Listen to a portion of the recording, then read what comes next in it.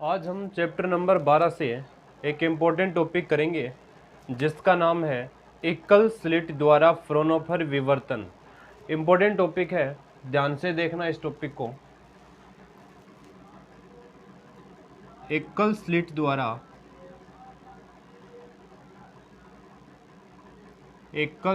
द्वारा फ्रोनहोफर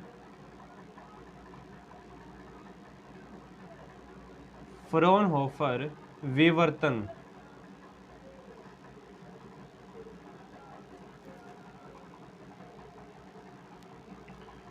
यह टॉपिक अब हम करेंगे।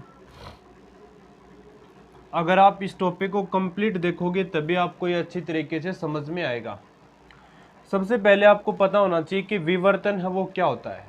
तो विवर्तन की परिभाषा होती है कि प्रकाश तरंगों का अवरोधक के किनारों से मुड़ जाना ही प्रकाश का विवर्तन कहलाता है।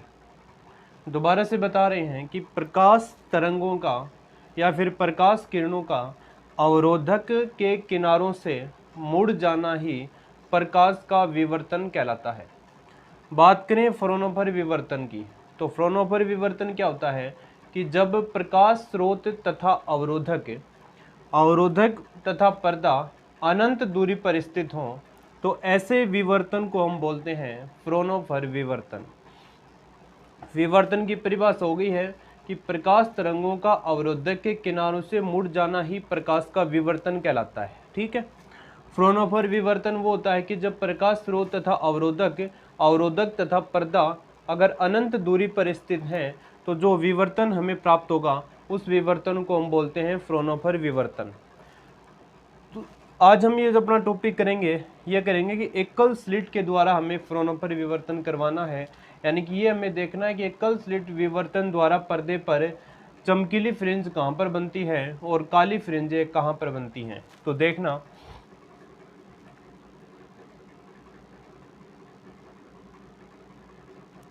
ये अपने पास में एक स्लिट है।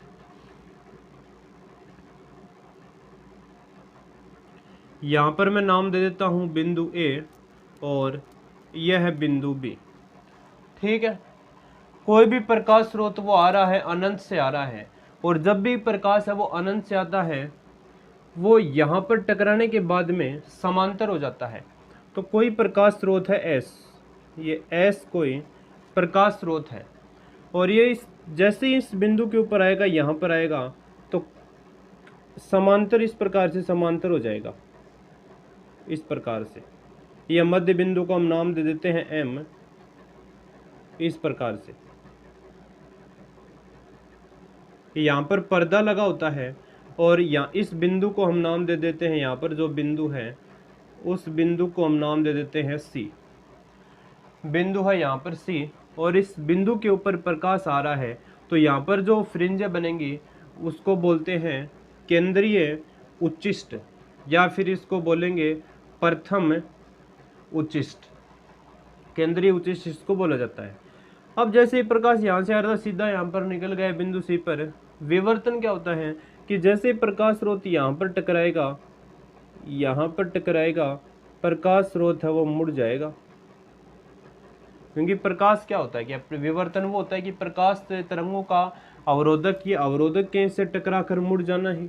तो ये इस प्रकार से प्रकाश स्रोत है, ये इस प्रकार से मुड़ जाता है। यहाँ पर हम बिंदु मान लेते हैं कोई बिंदु सी है, सी तो अपना हो गया है। यहाँ पर बिंदु मान लेते हैं पी है और ये जो कोण बन रहे हैं ये मान लेते हैं थीटा कोण है। ठीक है। यहाँ तक दोबारा से बता रहे हैं, एक बार अच्छे ध्यान से अब आपको सुनना है क्या बता रहे हैं। ये अपने पास में एक स्लिट है। ठीक है। ये स्लिट है अपने पास ए बी। ये कोई एक वर्णी प्रकाश स्रोत है एस। ठीक है। यानी कि जो प्रकाश यहाँ से आएगा वो इस प्रकार से गोलीय तरंगाग्र के रूप में आगे बढ़ेगा। अब जैसे ही प्रकाश यहाँ पर पहुंचेगा बिंदु ए और बी के ऊपर, बिंदु सी पर भी आएगा और बिंदु बी पी पर भी आएगा, क्योंकि प्रकाश हमें पता है सभी ओर फैलता है। तो ये सीधा चला गया और यहाँ से अगर किनारों से टकराएगा तो किनारों से टकराने के बाद में प्रकाश है वो मुड़ जाता है। ये तो विवर्तन की घटना होती है कि प्रकाश का अपने अवरोधक के किनारों से मुड़ जाना ही प्रकाश का विवर्तन कहलाता है। तो यहाँ से प्रकाश है वो मुड़ जाता है। ठीक है, अब आगे देखना।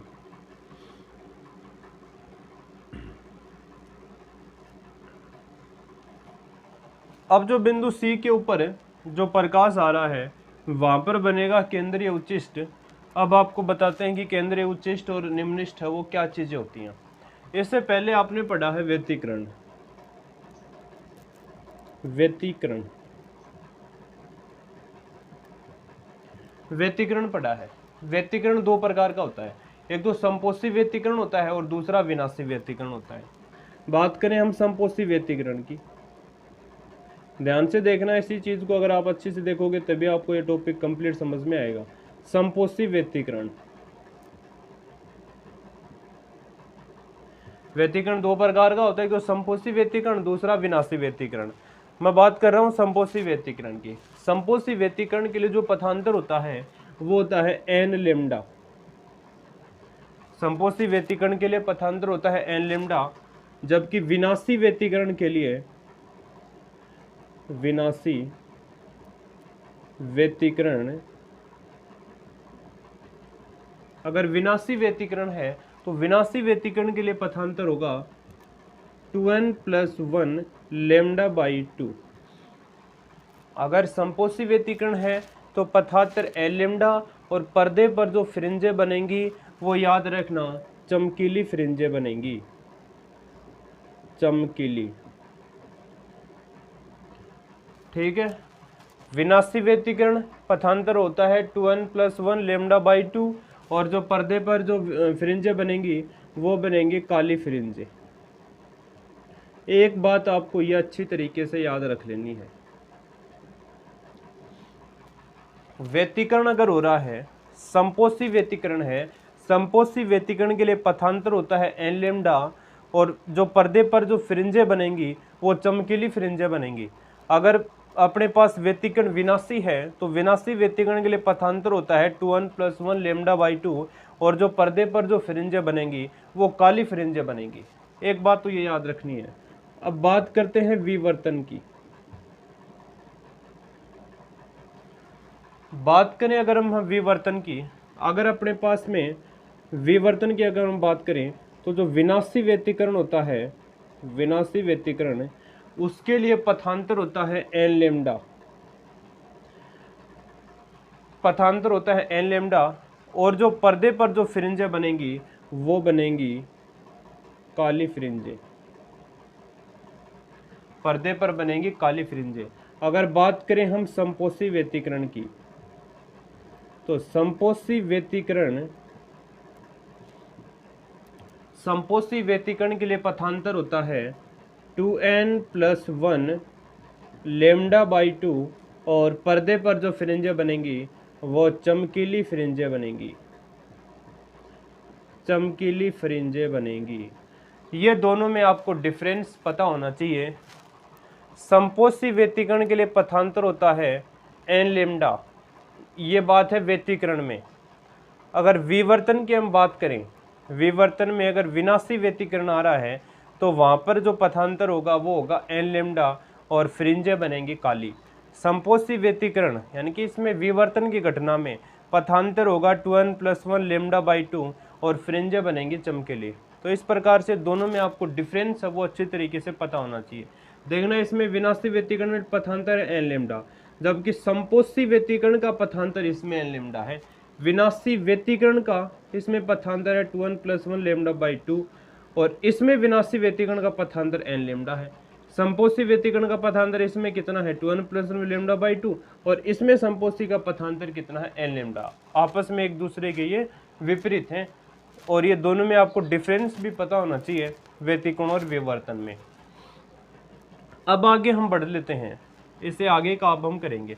अब हम ये जो पथांतर ये जो नाम आ रहा है, तो पथांतर आपको पता होना चाहिए। पथांतर का मतलब होता है कि पथ में अंतर। जैसे कि एक अपने पास में रेखा ये है और एक अपने पास में ये है, ठीक है। अगर हम इन दोनों को मिला दें तो ये दोनों दो क्या हो गई हैं, बराबर हो गई हैं, और इसमें जो पथ का अंतर है ये है, इसको हम बोलते हैं पथांतर। यानी कि जो पथ का जो अंतर होगा उसको हम बोलेंगे पथांतर। और जो चमकीली और काली फ्रिंजें हो रही हैं वो पथांतर के ऊपर ही निर्भर करती हैं। जो चमकीली काली फ्रिंज है यानी कि बिंदु P पर कहाँ पर चमकीली फ्रिंजें बनेंगी, कहाँ पर काली फ्रिंजें बनेंगी, वो सारा का सारा काम पथ के ऊपर निर्भर करता है, पथांतर के ऊपर निर्भर करता है। इसलिए हमें यहाँ पर इसका पथांतर निकालना पड़ेगा। और पथांतर निकालने के लिए हम इस बिंदु A से यहाँ पर लंब डाल देते हैं और इसको हम नाम दे देते हैं बिंदु P। बिंदु P तो हो गया है, यहाँ पर हम बिंदु O नाम इसको दे देते हैं और ये कोण मान लेते हैं थीटा है। तो यहाँ पर जो ये BO होगा ये होगा पथांतर। ये जो BO है ये क्या है, ये है पथांतर, ये होता है पथ में अंतर। और जो स्लिट A और B है इसके बीच की दूरी को हम किससे लिखते आए हैं अभी तक, स्मॉल a से, तो इसको भी हम लिखते हैं स्मॉल a से ही। तो स्मॉल a यहाँ पर मैंने लिख दिया है। अब हमें पथांतर निकालना है कि पथांतर क्या आएगा। तो त्रिभुज अपने पास AOB में, त्रिभुज AOB में sine theta equal to, sine theta क्या होता है, लंब बटा कर्ण। थीटा के सामने की भुजा लंब है BO, कर्ण हो जाएगा AB। तो यहां से वज्र गुणा करेंगे, BO बराबर कितना आएगा, AB साइन थीटा। और BO इक्वल टू, AB का मान कितना है, स्मॉल a है, तो स्मॉल a इक्वल टू कितना आ गया है, साइन थीटा आ गया। और BO यहाँ पर पथांतर है, तो अपने पास जो पथांतर है वो कितना आया, A साइन थीटा। ये अपने पास आ गया पथांतर। इसको समीकरण नंबर लिख देते हैं 1। यहाँ तक कोई भी डाउट हो तो आप बता देना आपको, क्योंकि जो चमकीली और काली फ्रिंजें बनेंगी वो पथांतर के ऊपर ही निर्भर करती हैं। ठीक है, अब आगे देखना। अब हम देख रहे हैं कि बिंदु P पर अगर अपने पास निम्नलिखित प्राप्त हो रहा है, निम्नलिखित के लिए करेंगे, निम्नलिखित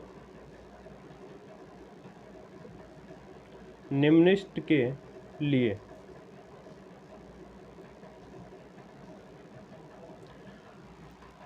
किसके लिए करेंगे, निम्नलिखित के लिए करेंगे। तो निम्नलिखित के लिए मतलब है यहाँ पर विनाशी व्यतिकरण है, तो इसका मतलब आप निम्नलिखित भी बोल सकते हो, निम्नलिखित। संपोषी व्यतिकरण है तो आप इसको उच्चिष्ट बोल सकते हो। निम्नलिखित का मतलब है कि काली फ्रिंज अगर बन रही हो तो निम्नलिखित के लिए हम कर रहे हैं। तो यहाँ पर हम लिख रहे हैं प्रथम निम्नलिखित के लिए,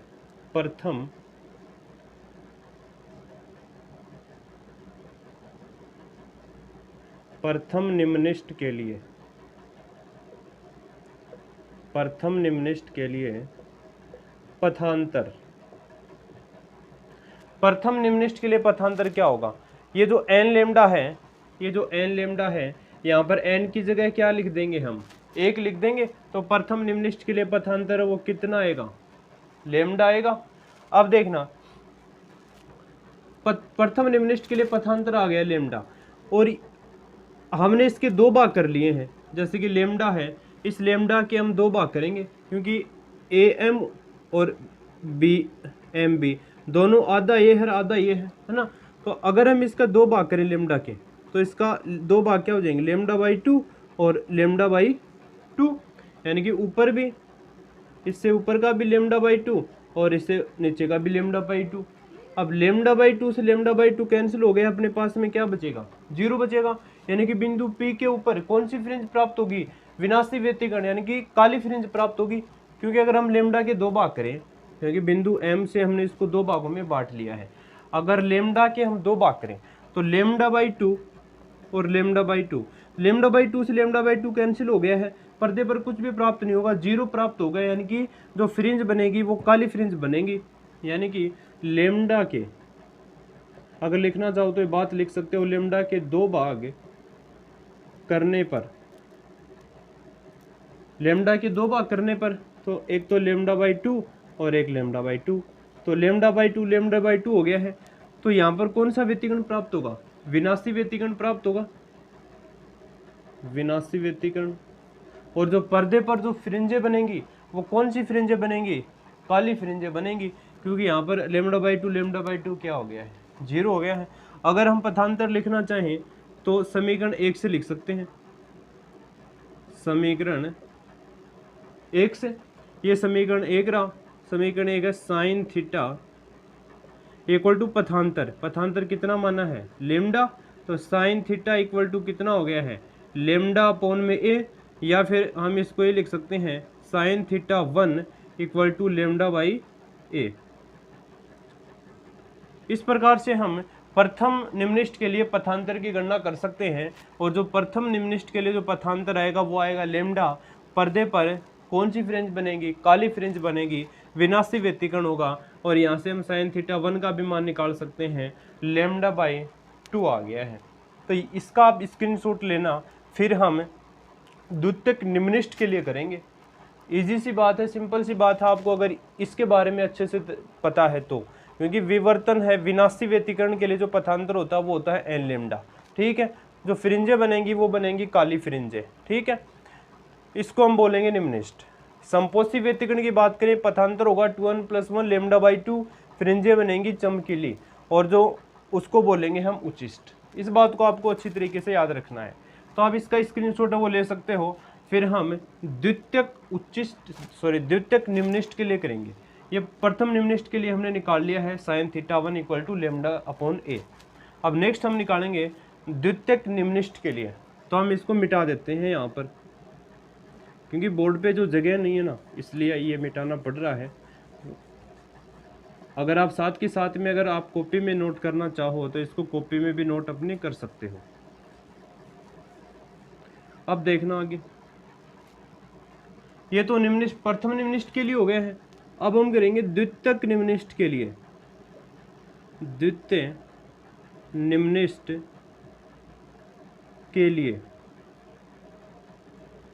द्वितीयक निम्निष्ठ के लिए यहाँ पर n की जगह क्या लिख देंगे, 2 लिख देंगे। तो द्वितीयक निम्निष्ठ के लिए जो अपने पास में पथांतर आएगा वो कितना आएगा, n की जगह 2 रखना है, तो अपने पास में कितना आ गया है 2 लेमडा। 2 लेमडा के भाग कर लेने, आपको कितने भाग होंगे, क्योंकि इसके आधे आधे भाग करने हैं, तो λ/2 नीचे भी λ/2 और λ/2 हो गए, 4 भाग होंगे 2 लेमडा के। अगर हम 2 लेमडा को अगर 2 भागों में बांटेंगे तो λ/2 ऊपर, λ/2 नीचे। अब ये λ/2 से λ/2 कैंसिल, ये λ/2 से λ/2 कैंसिल, क्या बचा है 0 बचा है। तो बिंदु P के ऊपर कौन सा व्यतिकरण होगा, बिंदु P के ऊपर जो व्यतिकरण होगा वो विनाशी व्यतिकरण होगा, और जो बिंदु P के ऊपर जो फ्रिंजें बनेंगी वो काली फ्रिंजें बनेंगी। तो पथांतरी आ गया 2 लेमडा, इसके हमने 4 भाग किए हैं, 4 भाग, एक तो λ/2 λ/2 λ/2 λ/2, ये λ/2 भी कैंसिल, ये λ/2 भी कैंसिल। कौन सा व्यतिकरण होगा, विनाशी व्यतिकरण होगा। पर्दे पर कौन सी फ्रिंजें बनेंगी, काली फ्रिंजें बनेंगी। कुछ भी प्राप्त नहीं होगा, पर्दे पर काली फ्रिंजें बनेंगी। ठीक है, अगर हम थीटा 2 का मान निकालना चाहें यहाँ से, तो समीकरण 1 से, समीकरण 1 कितना है, a sine theta equal to पथांतर, पथांतर कितना लिया हमने 2 लेमडा लिया है। अब a साइन थीटा 1 तो हो गया है अपना, इसको हम लिख देते हैं थीटा 2 इक्वल टू 2 लेमडा। यहाँ से अगर हम साइन थीटा 2 का मान निकालेंगे तो अपने पास में आएगा 2 लेमडा अपॉन में a। ठीक है, या फिर साइन थीटा 2 इक्वल टू, ये तो 2 हो गया है, ये λ/a, इसको हम ये भी लिख सकते हैं sine theta 2 equal to 2 lambda upon a। Lambda upon a क्या था, साइन थीटा 1 था, साइन थीटा 1 था। तो इस प्रकार से हम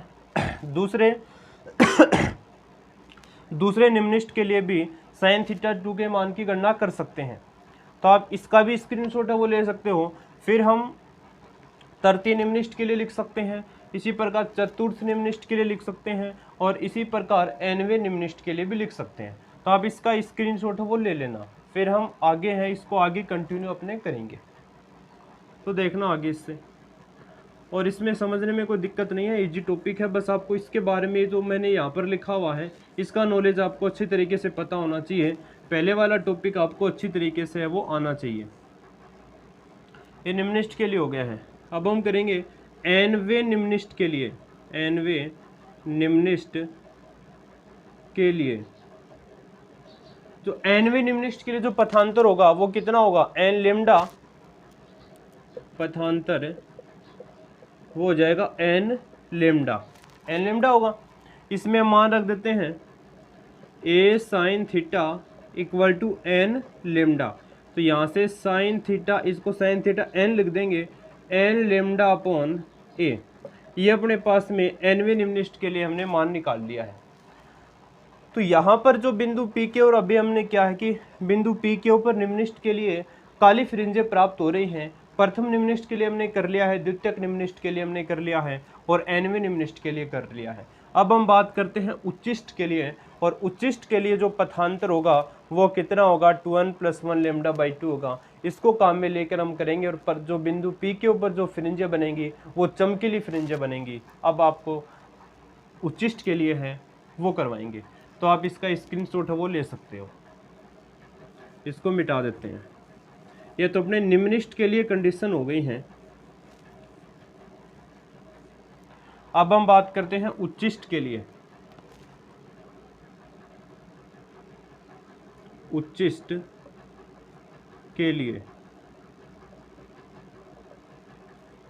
अगर हम बात करें प्रथम उच्चिष्ट के लिए, तो प्रथम उच्चिष्ट के लिए जो पथांतर होगा वो 2n + 1 लेमडा बाई 2 होगा। लिख लेते हैं यहाँ पर प्रथम उच्चिष्ट के लिए पथांतर।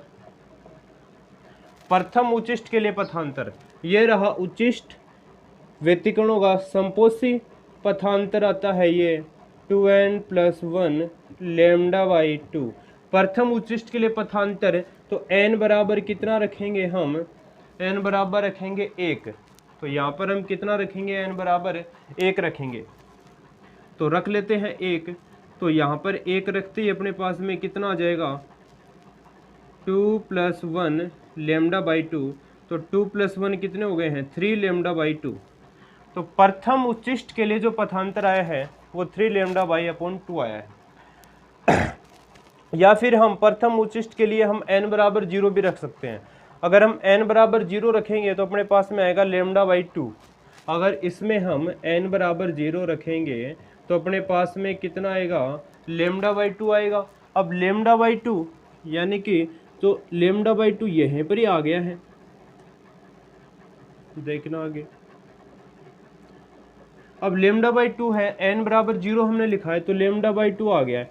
अब लेमडा बाई 2 किसी से कैंसिल नहीं हो रहा है, इसलिए जो बिंदु P के ऊपर जो फ्रिंज बनेगी वो बनेगी चमकीली फ्रिंज, और जो प्रकाश है वो सीधी यहाँ पर आ रहा है, इसलिए हम इसको बोलेंगे केंद्रीय उच्चिष्ट। इसको बोला जाता है केंद्रीय उच्चिष्ट, या फिर उच्चिष्ट के लिए हम कर रहे हैं इसको बोलेंगे केंद्रीय उच्चिष्ट, क्योंकि पर्दे पर यहाँ पर जो फ्रिंजें बनेंगी वो चमकीली फ्रिंजें बनेंगी, क्योंकि प्रकाश यहाँ से सीधे डायरेक्ट इस बिंदु पर पहुँच रहा है, इसलिए यहाँ पर जो फ्रिंजें बनेंगी वो केंद्रीय फ्रिंजें बनेंगी। और पथांतर कितना होगा यहाँ पर, लेमडा बाई 2 होगा। ठीक है। अब हम कर रहे हैं प्रथम केंद्रीय उच्चिष्ट के लिए। प्रथम केंद्रीय उच्चिष्ट के लिए करेंगे तो हम n बराबर 1 रखेंगे, तो पथांतर आएगा 3 लेमडा बटे 2। 3 लेमडा बटे 2। अगर इसके हम आधा आधा हम इसको करें तो लेमडा बाई 2 पर लेमडा बाई 2 और लेमडा बाई 2, इसके 3 हिस्से हो गए हैं। तो lambda by 2 cancel, 1 lambda by 2 बच गया है। इसलिए जो बिंदु P पर जो व्यतिकरण होगा वो कौन सा व्यतिकरण होगा, संपोषी व्यतिकरण होगा, और बिंदु P पर चमकीली फ्रिंजें बनेंगी। ठीक है। यानी कि इसके 3 भाग किए हैं, लेमडा बाई 2, लेमडा बाई 2 और लेमडा बाई 2, और होंगे भी इसके 3 ही भाग होंगे। अब इसके कारण से जो पर्दे पर जो व्यतिकरण होगा वो होगा संपोषी व्यतिकरण। संपोषी व्यतिकरण। और जो फ्रिंजें बनेंगी पर्दे के ऊपर वो कौन सी फ्रिंजें बनेंगी, चमकीली फ्रिंजें बनेंगी। चमकीली फ्रिंजें बनेंगी। ठीक है। अब इस समीकरण में हम मान रख देते हैं तो अपने पास साइन थीटा का मान हम निकल जाएगा। तो ए साइन थीटा इक्वल टू अपने पास पथांतर कितना है 3 लेमडा अपॉन में 2, ठीक है। तो यहाँ से हम साइन थीटा 1 तो हो गया है, इसको हम थीटा 1 डैश लिख देते हैं। तो ये कितना आएगा 3 लेमडा अपॉन में 2a। इस प्रकार से हम प्रथम केंद्रीय उच्चिष्ट के लिए मान की गणना कर सकते हैं। Sine theta 1 dash equal to 3 lambda upon में 2a, ठीक है। तो आप इसका स्क्रीनशॉट वो ले सकते हो। फिर हम द्वितीयक केंद्रीय उच्चिष्ट के लिए करेंगे और यहाँ पर हम n बराबर 2 रख देंगे। देना इजी टॉपिक है अगर आपको ये अच्छी तरीके से पता है व्यतिकरण और विवर्तन के बारे में। आगे देखना फिर इसको मिटा देते हैं।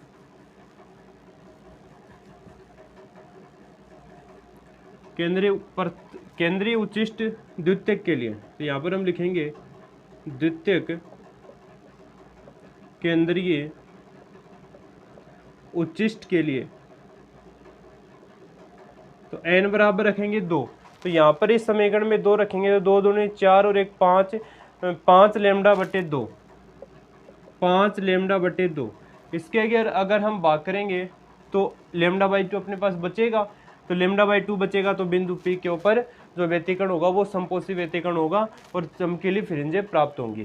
तो इसके कारण से जो व्यतिकरण होगा वो होगा समपोषी, और समपोषी व्यतिकरण के कारण जो फ्रिंजें बनेंगी वो बनेंगी चमकीली। रख देते हैं इसमें मान a sine theta equal to 5 lambda बटे 2। इसको हम लिख देते हैं sine theta 2 dash equal to 5 lambda upon में 2a, ठीक है। इसी प्रकार nवें उच्चिष्ट के लिए भी हम इसी प्रकार से लिख सकते हैं। nवें उच्चिष्ट के लिए जो पथांतर आएगा वो कितना आएगा 2n प्लस 1 लेमडा बाई 2। इसमें मान रखते हैं तो a sine theta n dash equal to 2n plus 1 lambda upon में 2। तो यहाँ से sine theta n dash equal to आएगा 2n प्लस 1 लेमडा अपॉन में 2a। ये अपने पास में आ गया है nवें उच्चिष्ट के लिए। इस प्रकार से ये अपना टॉपिक था एकल स्लिट द्वारा फ्रोनहोफर विवर्तन। आपको पता होना चाहिए समपोषी व्यतिकरण क्या होता है और विवर्तन क्या होता है। अगर अपने पास में विनाशी व्यतिकरण आ गया है और विवर्तन की घटना में, तो वहाँ पर जो फ्रिंजें बनेंगी वो काली फ्रिंजें बनेंगी और जो पथांतर होगा वो n लेमडा होगा। अगर समपोषी व्यतिकरण की बात करें हम विवर्तन में, तो उच्चिष्ट के लिए जो पथांतर होगा वो कितना होगा 2n प्लस 1 लेमडा बाई 2, और जो फ्रिंजें बनेंगी वो चमकीली फ्रिंजें बनेंगी।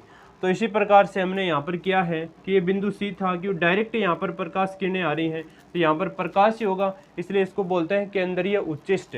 अगर हमें बिंदु P के ऊपर देखना हो कि क्या बन रहा है, उच्चिष्ट बन रहा है, निम्निष्ट बन रहा है, काली है या फिर चमकीली फ्रिंजें बन रही हैं, तो उसके लिए हमें पथांतर की गणना करनी पड़ेगी। और हमने पथांतर ये निकाल लिया, पथांतर आ गया a साइन थीटा, क्योंकि जो फ्रिंजें बन रही हैं काली और चमकीली फ्रिंजें ये पथांतर के ऊपर ही निर्भर करती हैं।